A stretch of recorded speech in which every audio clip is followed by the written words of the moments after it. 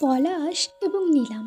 তারা তিন বন্ধু মিলে জঙ্গলের বাইরে খেলছিল এবং তারা প্ল্যান করতে থাকে আজকে তারা জঙ্গলের ভেতর থেকে ঘুরে আসবে। চল, আজকে আমরা জঙ্গলের ভেতরে যাব আর সেখানে গিয়ে অনেক মজা করব। এই কথা বলেই তারা তিনজন জঙ্গলের উদ্দেশ্যে রওনা হয়।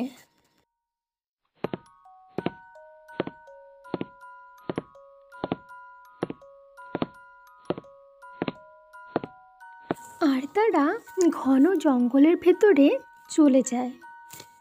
নীলু, নিলাম, চল আমরা বাড়ি যাই, অনেকটা গভীরে চলে এসেছি। এই কথা বলে তারা জঙ্গল থেকে বেরোতে থাকে।